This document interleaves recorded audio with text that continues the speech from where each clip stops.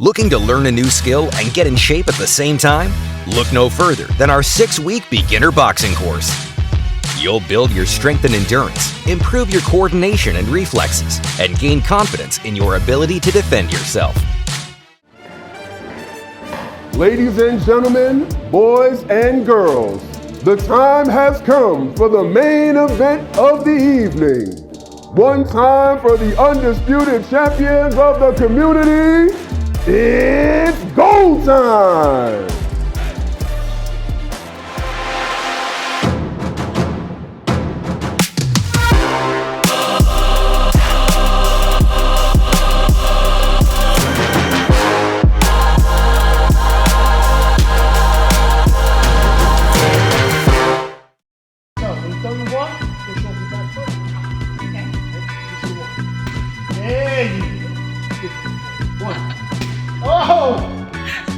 That's pretty. Listen, she said no. I told you, it's like 10 years since I've done this. One, here you go. There you go. One more. Man, okay, now two. You go two. Smushing the ball with your back. Boom. Okay. Come straight down the pipe. You smushing that ball, putting some weight on it. Boom. Okay. Power shot. So Okay. Two. Okay. Two. Man. You got a little pop. You got a little pop. You know what I'm saying? I lift furniture all day. Okay, here you go. Okay, all right, you did. All right, you cooking with grease too. Okay, now let me see. 1, 2.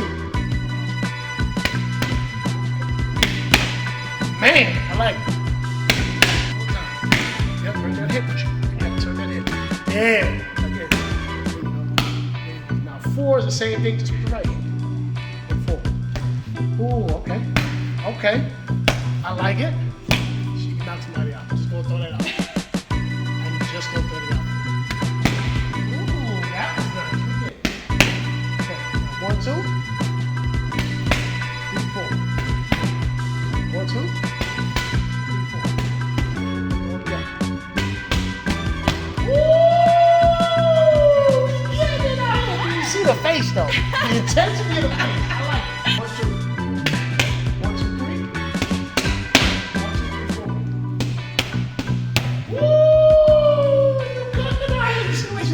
I'm a little scared.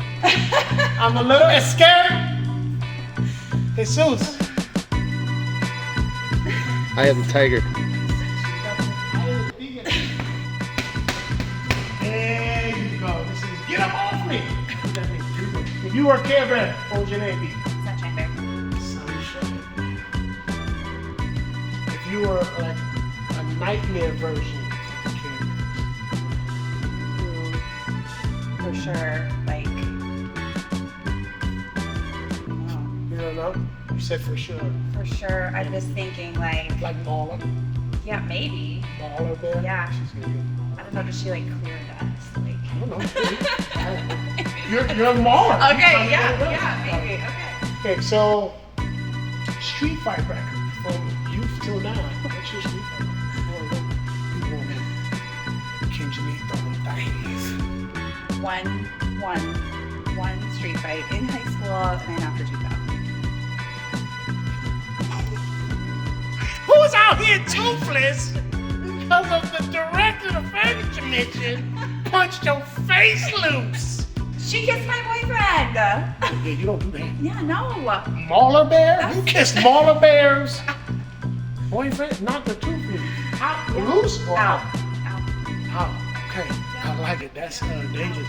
I don't even think I want enough questions because I just got nervous and I tinkled a little bit. So we're gonna get into the ring and do the real nitty gritty. It's the champ. Ladies and gentlemen, welcome back to the show of shows. In this corner with the champ, I'm your host, the champ, Manny Gutierrez. And with me is my pleasure, my honor to have Janean, the Tooth Fairy Michalov.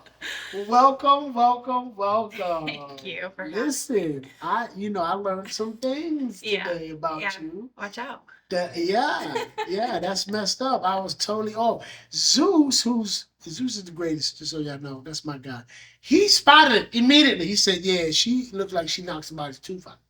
That's what he said immediately. He said it in Spanish, so you didn't hear it. Yeah. But yeah, that was crazy. I was a little scared. And but I'm glad you're on the show. I'm glad you're here. I'm happy to be here. So tell me a little bit. Let's start from the beginning, right? Let's start from the beginning. Where are you from originally? And what was childhood life like, growing up from where you're at? Yeah. So I'm from Rapid City, South Dakota. The north side. The The north side. That means something, y'all.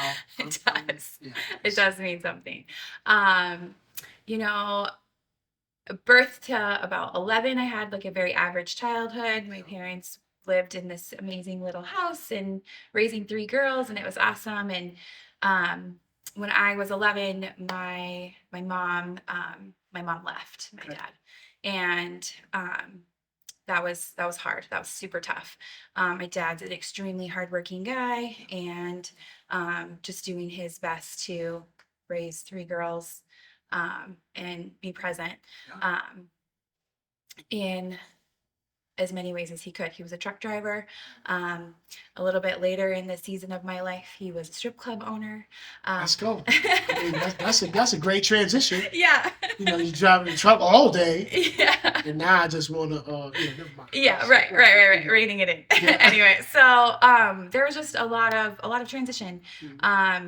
I had a baby fresh out of high school, and decided that maybe Rapid City was not the place for me to be, just with some sketchy upbringing and some things like that. It was time for me to move on. So we moved to Sioux Falls and started our family here, and it's been amazing. We came here so that we could start school, go to college. I'm a Southeast Technical College graduate. Let's go, Southeast Tech in the building. Yeah. And so I dabbled in a few different things when we first moved to Sioux Falls before I found my heart and my passion, which is the furniture mission. And I'm getting ready to celebrate 11 years there next month. Yeah. Yes, that's pretty dope. Yeah. Now, you got a family, right? Yep. So, My husband Eric and my son Kieran is 17. He's going to be a senior at Washington, and my daughter Tinley is 13. She's going to be an 8th grader at Whittier. All right, so you balance a lot of hats. A lot of hats. Like mom, wife. Yep. Head honcho at the furniture mission. Yeah. Okay, so tell me how you stumbled in that, and give us how'd you get into your role at the furniture mission? Well, I hated my job. And I was working in corporate America a little bit, working in nonprofit a little bit, and I just didn't really know where my calling was. I stumbled across the furniture mission at a speaking engagement. The executive director at the time was talking just to a group of people about the importance of the furniture mission in the community. Happened to also mention that there was a part-time volunteer coordinator position open. And I had just quit my job. So it was like, quit your job on Friday, have an interview on Monday, start by Wednesday. Oh, nice. And at the time that I started, it was super part-time, like 20 hours a week, just doing the volunteer coordinator thing. And I also bartended at Shenanigans part-time, bartending and serving, and did that for about 7 years, just working part-time and doing the bartending thing and just laying on the hustle. And just kind of gradually grew into my position now, which is executive director and CEO. Nice. So, what are some things you took? Did you learn some things from bartending that helps you now and Yeah, absolutely. So like the power of networking is real. Yep. And when you're a server, you get to be kind of set the tone for the party or the atmosphere that they're having in a restaurant or in a bar. And so I learned to, pull out my sunshine bear and be the tone setter of the networking that was happening in the bar and hanging out with friends and just being a good time. I was singing karaoke and serving alcohol at the same time. And I was just getting creative with all of it. Yeah. And just having a good time. So I am of the saying, like, you're here for a good time, not for a long time. So just make the best of everything that you're in. And it was a great time. And that time came to an abrupt end when I got promoted. But I still host a lot of those same relationships in that I made at Shenanigans now at the Furniture Mission. And Shenanigans is still very actively involved in the Furniture Mission as well, because it kind of brought those two worlds together. So. So tell us a little bit about the Furniture Mission. What is the purpose? What is the role? How do they help the community? I know, but some people don't know. Yeah. So the Furniture Mission is a nonprofit Christian-based organization that helps families in transition by furnishing their homes at no cost to the family.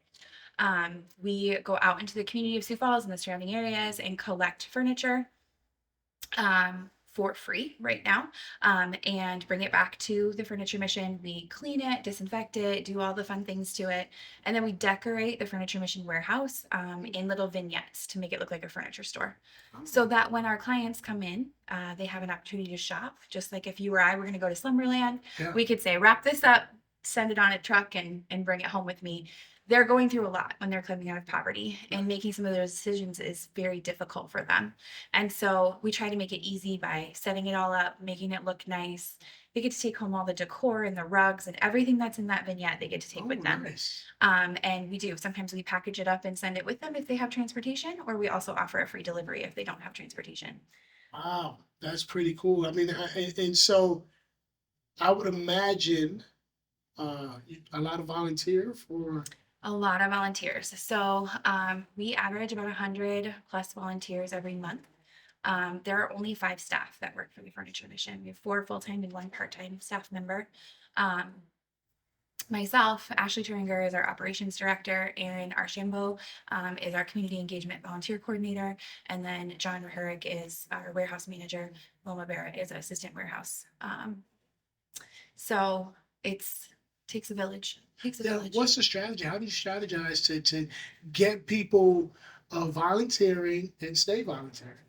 So a lot of our volunteers, fun fact, are turning 80 this year, or have turned 80 this year. So we have a lot of aging volunteers, a lot of volunteers who have been there from the very beginning.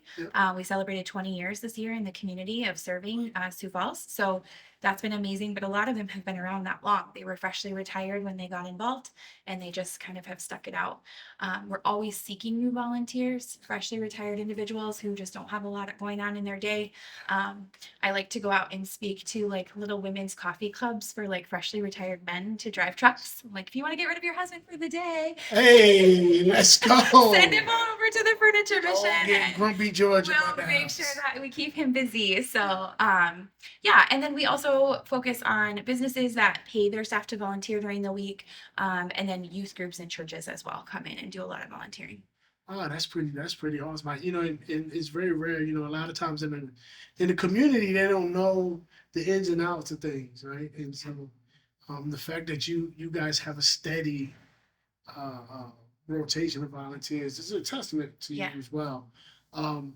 So tell me, you know, some of the most challenging moments that you faced from the Furniture Mission. Like, you know, are there moments in the Furniture Mission that you're like, man, I wish I could do more, or I wasn't able to do more, things like that, or what some other challenges? Definitely. I would say some of the bigger challenges are that the Furniture Mission has a lot of unknowns, right? We don't have control over the donations that are coming in. We don't have control over the clients that are coming in to receive from us, as far as like scheduling their appointments and things like that. We're at the mercy of their schedule. We don't have control over volunteers. They're not paid staff. They don't get to be bossed around. They're there to be a help. And so that's difficult when you're dealing with like a staff volunteer situation. But I would say some of the hardest challenges came for me during COVID. We applied to do a capital campaign that we just recently completed, and there was some frustration in like pushing back of deadlines, right? Because COVID's happening and the world is shutting down. And by the way, like, I know that you want to do this big grant and build this new building and it's awesome, but pause. And as a leader, that's one of the first big things I've ever done. And so practicing the pause was frustrating. But then God dropped something in my heart that made me think even a little deeper. 2 weeks after we got the phone call that we had to pause the capital campaign and a lot of these like big dreams were going to be on hold for a minute, we had to close our doors. The mayor said, you know, go home if you can. We don't want anybody out in the community. And God said, like, girl, there's so many bigger things to worry about than this capital campaign. There are 160 referrals in your book right now sitting at that front desk, and you no longer can serve those people. So what happens when they're sick and they don't have a bed to lay in? People are trapped in their homes and they're ill and they don't have a pot and a pan to make chicken noodle soup to make them feel better. Or worse, they're kids. Or can you imagine like snuggling a little one on the cold hard floor when they're not feeling good? And so those like sleepless nights really kind of started to come full motion, and that fear sets in of like, how do I make this pivot? How do I make this change so that we can be safe and open our doors and have volunteers and collect furniture? How long does a germ live on a surface? Right. You know, different things like that that you've never really had to think about before. And we persevered. We revamped the entire program in 6 weeks, and we were able to be open again. But there's a real fear there of like, we know the important piece that we play in our community, and not being able to do it and like tying your hands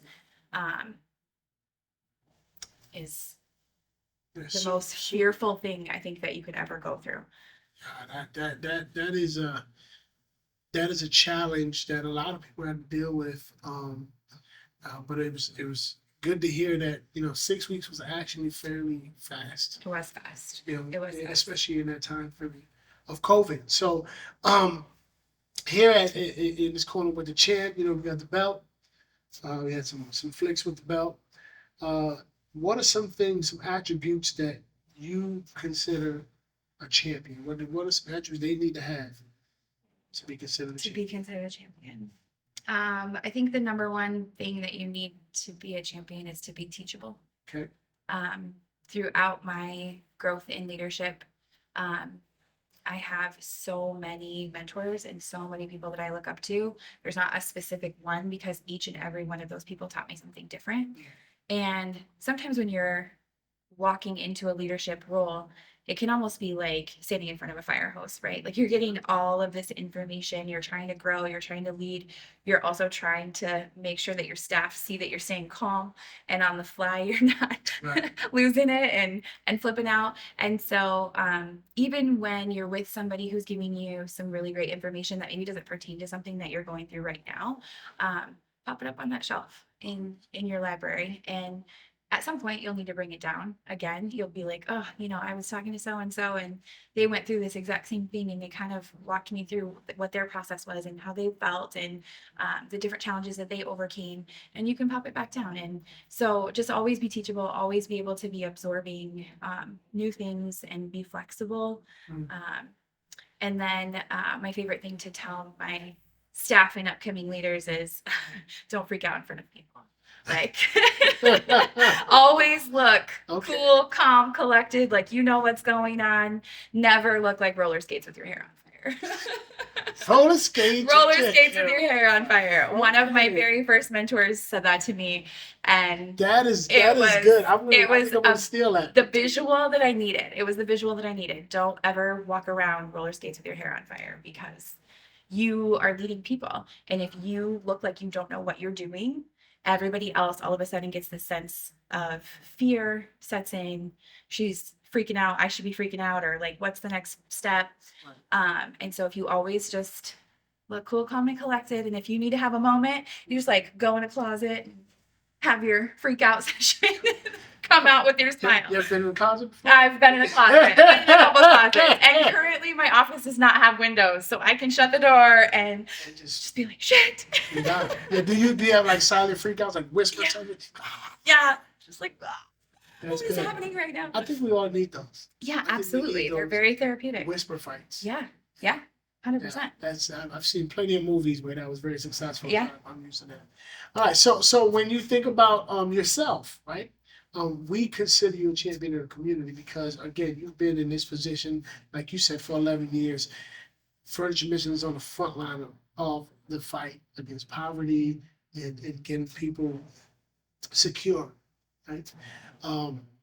What would you say are your biggest strengths? Oof. I hate that. Yeah. I hate that. Confident, humble thing that we had to go through in LLT class. Um, the power to be calm in stressful situations, and to be able to absorb information and just like take a step back and not react right away. I didn't always have that, but it's something that I've kind of taken on as an important role in a leadership position. It's so important to be able to practice the pause and really step back and look at the big picture, especially when you answer to a board. That's, you have 15 bosses and they all want to have their own opinion or of how things should go, and making sure that you're also making people feel valued in their opinion and really listening and hearing everything that they say, not just listening to respond, is important as well. And I think that those are some of my strengths, that have kind of carried me through as I've grown. But I have also this like bulldog tenacity faith that I just am constantly holding on to God and his promises. And truthfully, this is his mission, not mine. And so he opens doors that no man can shut. And if I continue to have that, frame of mind going forward, it will just continue to grow on its own. And I just get to be the face behind it. So That's cool. I like that because usually I'll ask the question about championship attributes, right? And then I decided, you know what, I'm gonna ask about her strengths, and it's almost to the T. Zeus can attest to this. Fact check it, Zeus. Every time someone gives me the attributes of a champion, they end up describing themselves. Unknowingly, right? It's not like, well, it's me. No, but it's the things that they admire and oftentimes don't realize that that's what they are. yeah. And so that's who you are when people meet you, and when I met you, it's like those are the things that you talked about, that you were able to express right now. That's what you give off. So that's what makes you a champ out here. It's awesome. I love that, and you should be proud that you give that. Here at Think 3D, we believe that nothing of significance happens without intention. Right? How has that played part in your life currently, in the past, in your personal, professional life? How has intentionality played a role? I think when it comes to intention, sometimes it happens by accident. For me, I'm very much a planner. I like to have goals and things set out for myself, but um, also just like past trauma in my life, I've never really written them down, because then if they don't happen, I didn't really write them down, and then it's okay if it didn't happen. And I'm not setting myself up for failure. But some things about intentionality for me is, there's been a lot of people in my life who have told me I've done my life backwards. Like, oh, you had a baby fresh out of high school, then you got married, then you've taken a while to kind of come around. But I was intentional because they said I couldn't. I was intentional because I got told no, because I failed. And I've always kind of held on to that. I'm gonna do it. I might do it in my own time. I might not be perfect, but it will still get done. And making sure that you're giving yourself the grace in that intentionality, I think, is really important. So for me, intention kind of comes backwards. Like, I have a dream, I kind of maybe say it to a few people, and they're like, it's not gonna work. No way, it'll be good practice. And then I'm like, we're gonna do the damn thing. Right. Motivated. By the way, I'm motivated by y'all haters, man. Right. All you trolls from Trollberg. I don't even like y'all. We're doing it. We're doing it. We out here doing and it. I'll stand from the top. That's right. See, and you have. Right? Yeah. Again, it's a constant reflection of your accomplishments in life, and that's really cool to see. So if you had to give somebody some advice, right? Somebody who's fresh, they're new, maybe they're out of college, or maybe have a similar walk as you, had a baby earlier, and what kind of advice or feedback would you give them if they want to enter into this world of helping others and human service work? I thought about this for a minute. Um, my favorite quote is, "May grace be your first response in everything that you do." And the nonprofit world is not for the faint of heart. Right. We worry a lot. We worry about donations. We worry about financials. We worry about where the people are, where they're coming from, and are we doing things that best fit the people that have the need in the narrative of serving versus how do we, just make this organization great. And so, again, I think just being teachable, being open-minded, but also making sure that you give grace to yourself and to those around you 24/7. Take the step back, practice the pause, listen with intent, always be teachable. Those are, I think, key pieces to, if you want to be a leader in nonprofit, having patience and practicing grace is money. It'll get you everywhere. Tell me about, what does grace look like to yourself? How do you get, if you had to ask me, seriously, because if you're like, Manny, you need to give grace to yourself. Yeah. And I'm like, sure, cool. Right. I don't know what that means. Right. What does that mean? Right. When I think about giving myself grace, so I have that like in my office and I have it like above my kitchen sink, like, hey, give yourself some grace. Like I have it just on a little sticky note. The dishes can wait.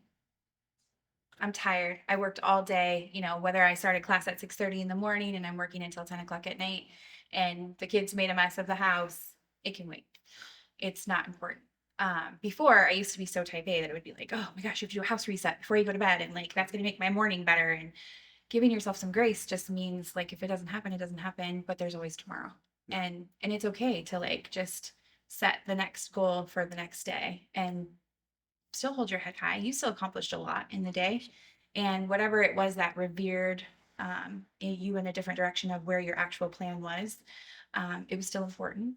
It still meant something to someone, whether, I got turned around coming here and I had a 20-minute conversation with Manny today. And it was awesome because we got to connect on a moment that we wouldn't normally get to connect. And then I rushed over here because I thought I was going to be late, but I was giving myself all the grace because I had a moment with Manny that was important. Yes. And so taking the moments, just one little moment at a time, one little piece at a time. And if you don't get something accomplished, just give yourself some grace because there's always tomorrow. I like it. It's your opportunity right now to kind of maybe give somebody their flowers, right? Who's been your biggest supporter? Your biggest person cheerleader in your corner? My little sister Katie never is far from my major accomplishments. She's never wavered, even when I fail or when I take a step backwards. She's always right there cheering for me, believing in me. And she's just an amazing human. Katie? And yeah, Katie. Katie, there's some real tears right there. She's trying to fight him. She's like, I am. but I can see them. Champions don't cry. Oh, yes, they do.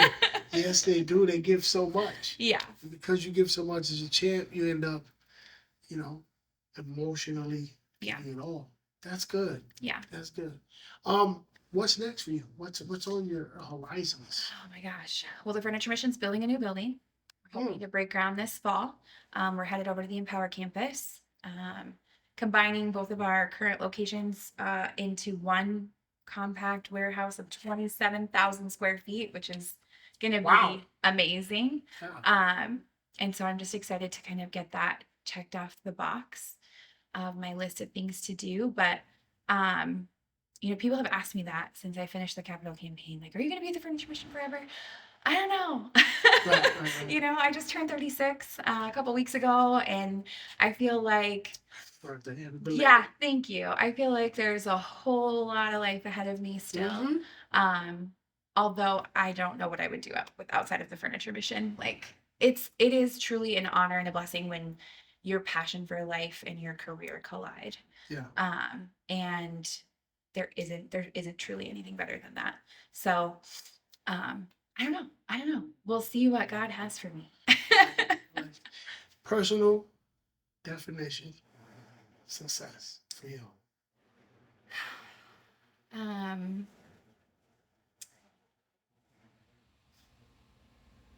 had it all written out. Did you? I did. Just to be kind and to be the better person, to be the bigger person. Always. That's my personal definition of success.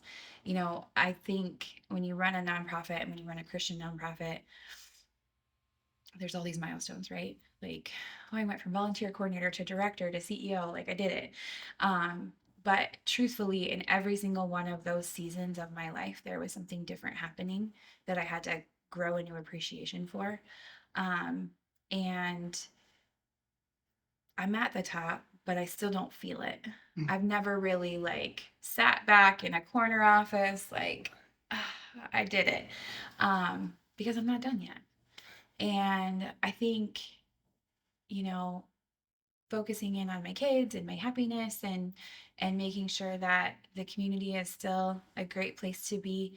I shared with a friend recently, if I were one spark in this community who just walked around and lit the next person and lit the next person, and then all of a sudden we're all on fire doing amazing things, that would be my true definition of success.